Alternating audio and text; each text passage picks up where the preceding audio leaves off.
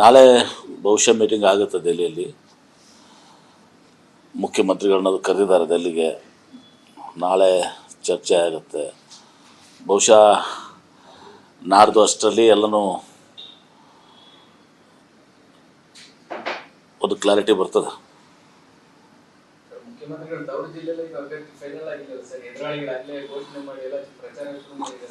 ನೋಡಿ, ನಾವೆಲ್ಲ ಸ್ವಲ್ಪ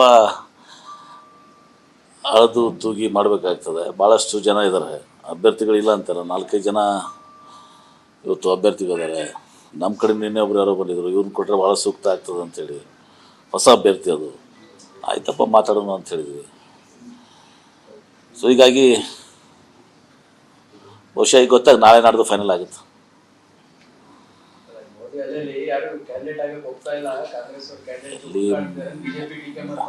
ಮೋದಿ ಅಲ್ಲೇ ಈಗ ಚಂದ್ರಚೂಡ್ ಅವರ ಇದರಿಂದ ಪಂಚರ್ ಆಗಿಬಿಡ್ತದು ಎಲೆಕ್ಟ್ರಿಕಲ್ ಬಾಂಡ್ಸ್ನಲ್ಲಿ.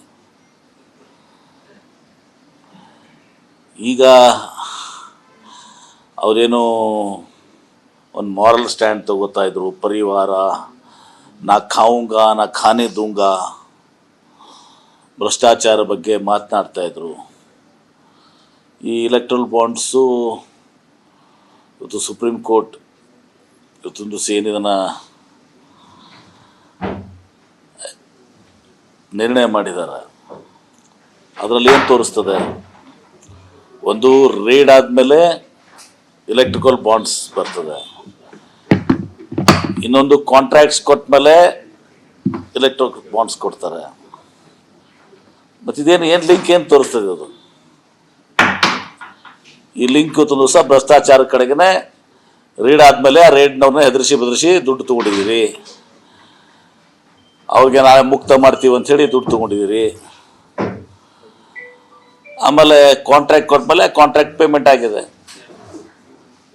ಭಾಳ ಸ್ಪಷ್ಟ ಇದೆ ಅದು. ಇದು ಇಲ್ಲಿಗೆ ಬಹುಶಃ ಇದು ಎಲೆಕ್ಟ್ರಿಕಲ್ ಬಾಂಡ್ಸ್ ಇಲ್ಲಿಗೆ ನಿಲ್ಲಲ್ಲ. ಇದು ಇನ್ನು ಭಾಳ ಆಳವಾಗಿ ಹೋಗ್ತದೆ. ಇದಕ್ಕೆ ಭಾಳ ಬಲವಾದಂಥ ಸಾಕ್ಷಿಗಳು, ಪುರಾವೆಗಳಿದ್ದಾವೆ. ರೇಡ್ ಆದವರು ಹೋಗಿ ಅಲ್ಲಿ ಹಣ ಕೊಟ್ಟಿದ್ದೀರಿ, ಕಾಂಟ್ರಾಕ್ಟ್ ಕೊಟ್ಟುಕೊಂಡವ್ರು ಹೋಗಲ್ಲಿ ಹಣ ಕೊಟ್ಟಿದ್ದೀರಿ. ಇದರಿಂದ ಮೋದಿಯವರು ಏನು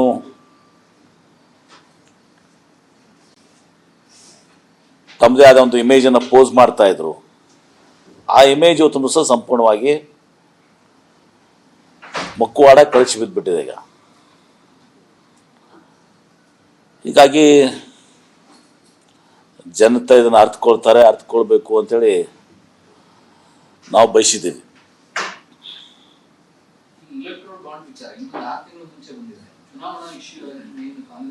ಈಗ ಅದು ಚುನಾವಣೆ ಈಗೂ ಆಗುತ್ತಲ್ಲ, ಈಗರೇನು 6 ತಿಂಗಳಲ್ಲಿ ಮತ್ತೆ ಜನ ನೆನಪಾರ್ಬೋದು. ಈಗ ಫ್ರೆಶ್ ಇರ್ತದೆ ಮೈಂಡ್ನಲ್ಲಿ.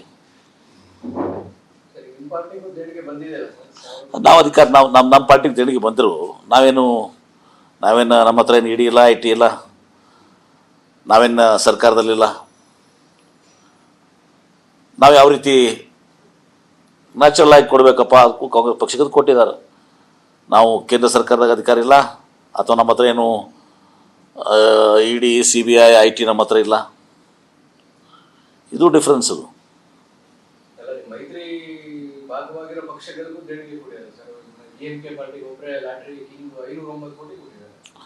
ಅವನು ಐ ಥಿಂಕ್ ಈಸ್ ಒನ್. ಹೌದು, ಎಲ್ಲದಾಗಲಿ ಫಸ್ಟ್ ನನಗನ್ಸೋ ಮಟ್ಟಿಗೆ ಮುಟ್ಗೋಲು ಹಾಕೊಂಡ್ಬಿಡ್ಬೇಕು ಎಲ್ಲರದು. ಯಾರ್ಯಾರ್ದು ಏನೇನು ಮಾಡಿದಾರಲ್ಲ, ಇದನ್ನು ಹಣವನ್ನು ಎಲ್ಲನೂ ಕೂಡ ಮುಟ್ಗೋಲು ಹಾಕೊಂಡ್ಬಿಡ್ಬೇಕು, ಎಲ್ಲರದು ಮಾಡಿಬಿಡ್ಲಿ.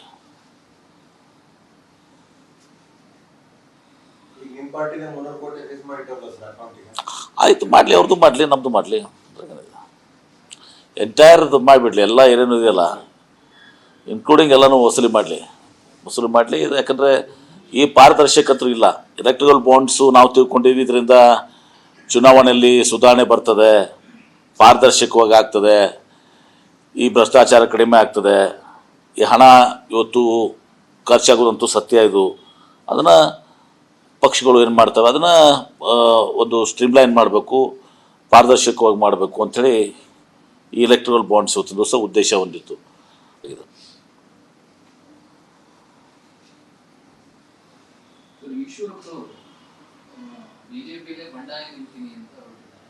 ಒಳ್ಳೆಯದು. ಹಾಂ, ಈಶ್ವರಪ್ಪನವ್ರಿಗೆ ನಮ್ಮ ಸಂಪೂರ್ಣವಾದಂಥ ಬೆಂಬಲ ಇದೆ ಅವರಿಗೆ.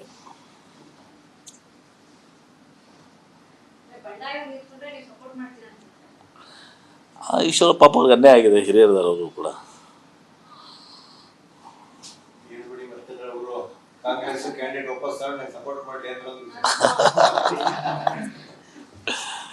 ಲೈಟರ್ ವಿನ್ ಆಗತ್ತೆ ಅದು. ಈಗ ನರೇಂದ್ರ ಮೋದಿ ಅವರು ಬರಗಾಲ ಇದ್ದಾಗ ಬರಲಿಲ್ಲ ರಾಜ್ಯಕ್ಕೆ, ಚುನಾವಣೆ ಆದ ತಕ್ಷಣ ಇದು ಎರಡನೇ ಸಲ ರಾಜ್ಯಕ್ಕೆ ಬರ್ತಾರೆ.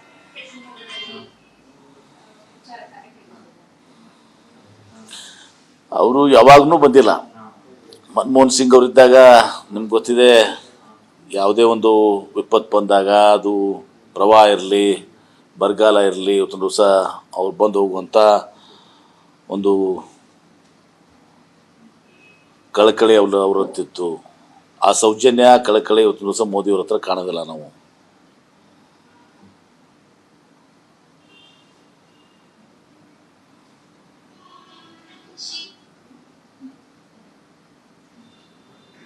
ಸಾಕಲ್ಲ, ಆಯ್ತು, ಇಶ್ಯೂಸ್ ಇವೆ ಹೇಳಿ ಮತ್ತೆ.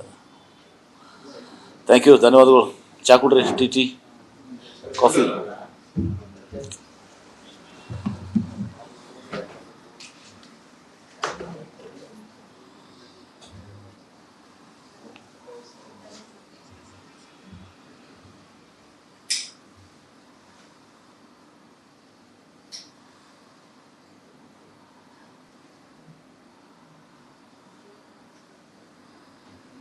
ರೈಟ್, ನಾವು ರೆಡಿ ಆಗೋಣ.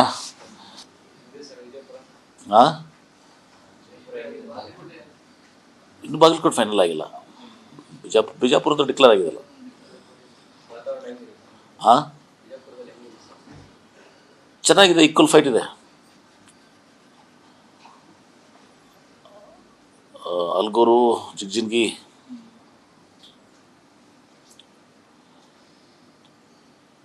ಎಜ್ ಇದೆ ನಮಗೆ. ಕಾಂಬಿನೇಷನ್ಸು ನಮಗೆ ಎಜ್ ಇದೆ.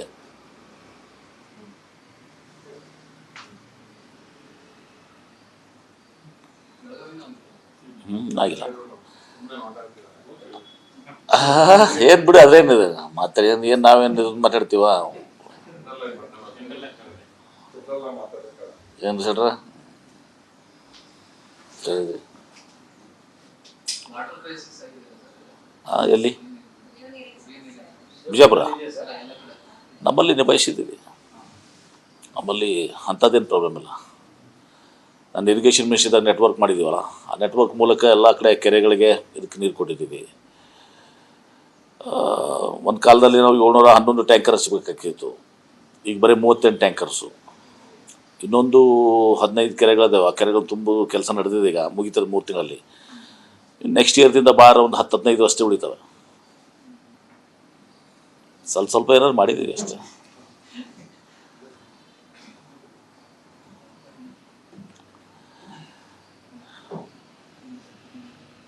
ಬೆಂಗಳೂರಿಗೂ ಶಾಶ್ವತ ಆಗಬೇಕು, ಇನ್ನೊಂದು ಲೈನ್ ಆಗಬೇಕೀಗ. ಯಾಕಂದ್ರೆ ಅವಾಗ ಹೆಂಗಿದ್ರು ನೀರು ಕೊಟ್ಟಿದ್ದಾರೆ 4.75 ಲಾಸ್ಟ್ ಟೈಮು ಅದರಲ್ಲಿ ನಿಮ್ಮ ತೀರ್ಪಿನಲ್ಲಿ.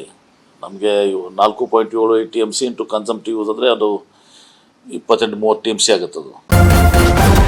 ನ್ಯೂಸ್ ಫಸ್ಟ್, ನಿರ್ಭೀತಿಯಿಂದ ನಿಮ್ಮ ಪರವಾಗಿ.